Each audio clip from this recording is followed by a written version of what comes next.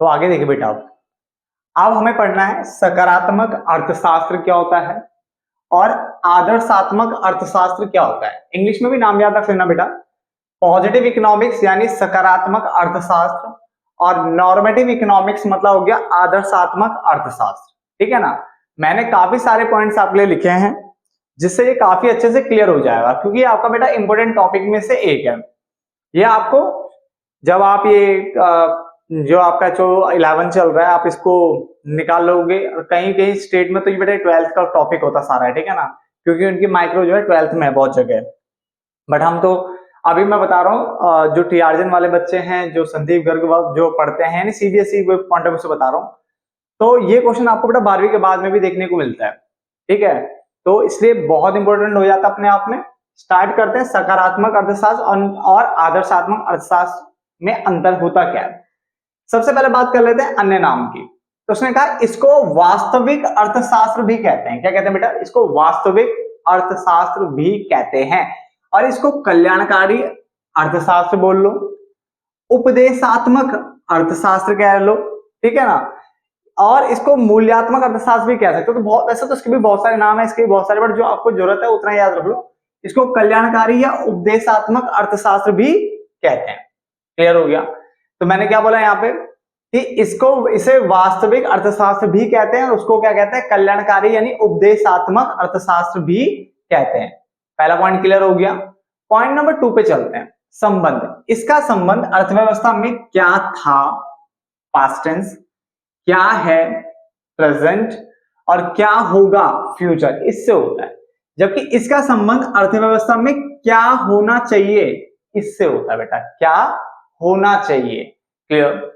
उसके बाद अध्ययन की अगर हम बात करें तो सकारात्मक अर्थशास्त्र वास्तविक तथ्यों और वास्तविक आंकड़ों का क्या करता है? अध्ययन करता है बेटा, इसलिए इसको वास्तविक भी कहते हैं। ठीक है ना।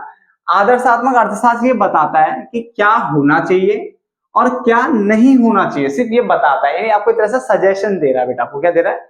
सजेशन, ओपिनियन टाइप की चीजें यहाँ पे आ रही है। क्लियर हो गया? आगे बढ़ते हैं।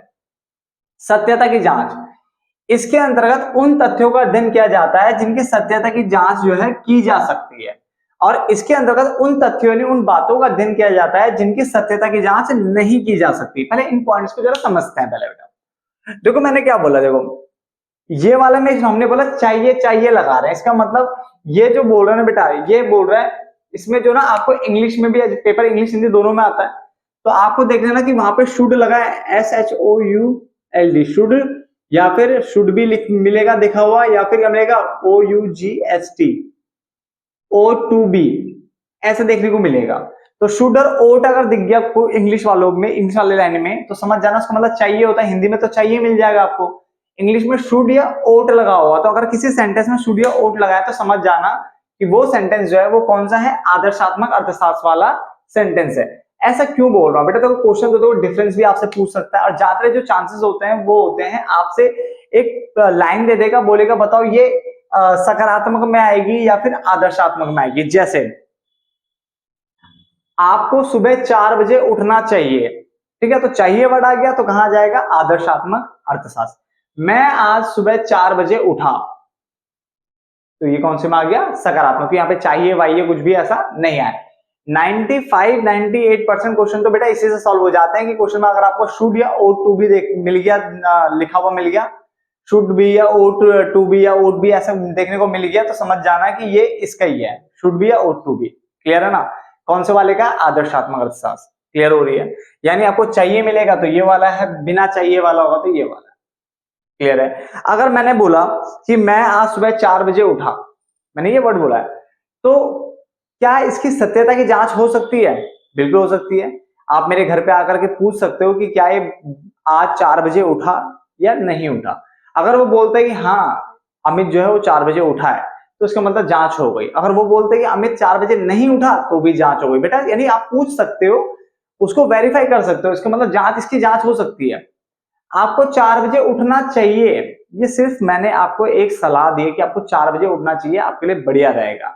अब आप उठो ना उठो ये मैटर यहाँ पे नहीं कर रहा, हम बस ये कह रहे हैं, हम आपको बता रहे हैं कि आपको 4 बजे उठना चाहिए, तो इसकी जांच नहीं हो सकती, क्योंकि ये तो सिर्फ मैंने आपको एक तरह से सजेशन दिया है, ओपिनियन, मैं अपनी राय रख रहा हूँ या अपनी सजेशन रख रहा हूँ, तो इसकी जांच नहीं हो सकती। बात को समझ में आया?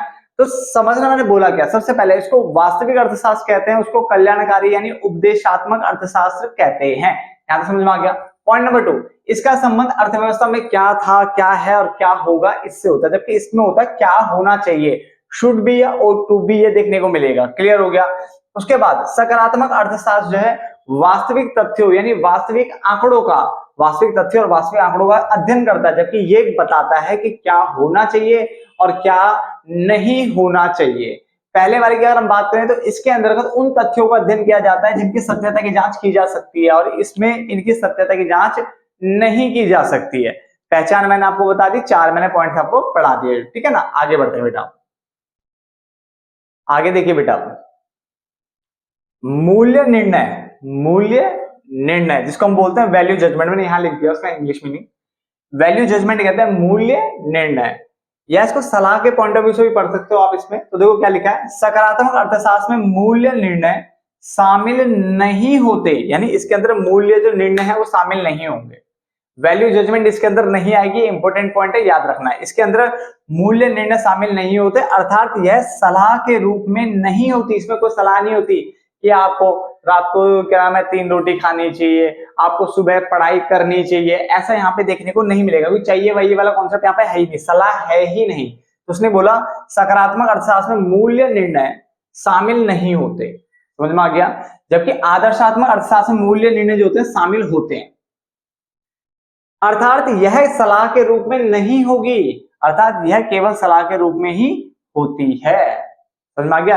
यानी इसके अंदर वैल्यू जजमेंट नहीं आएगा, इसके अंदर वैल्यू जजमेंट आएगा, इसलिए इसको मूल्यात्मक अर्थशास्त्र भी कह लेते हैं कि मूल्य वाला यही आता है ना, मूल्य निर्णय आ रहा है इसमें, तो मूल्यात्मक अर्थशास्त्र भी यही है, आप चाहे तो लिख लो उसमें। क्लियर हो गया? दृष्टिकोण, इसका दृष्टिकोण वैज्ञानिक होता है बेटा। क्या होता है? वैज्ञानिक दृष्टिकोण है। यहाँ पे नैतिक और दार्शनिक दृष्टिकोण है, यानी यहाँ पे जो है नीतियां बनाने वाली बातें आती है, यहाँ पे दूसरे को रास्ता दिखाना, जैसे कि आपको 4 बजे उठना है, आपको आपके परसों से पेपर है, अब आपको ऐसे पढ़ना चाहिए, तो ये चीजें यहाँ पे बेटा आती है, इस टाइप की चीजें। क्लियर हो गया?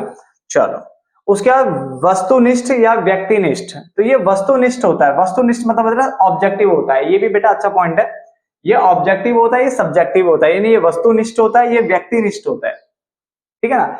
4 पॉइंट मैंने ऑलरेडी रिपीट कर दिए थे, इन पे ध्यान देना। मूल्य निर्णय की अगर हम बात करें तो सकारात्मक अर्थशास्त्र में मूल्य निर्णय शामिल नहीं होते, वैल्यू जजमेंट नहीं आती, जबकि उसमें वैल्यू जजमेंट आती है। क्लियर हो गया?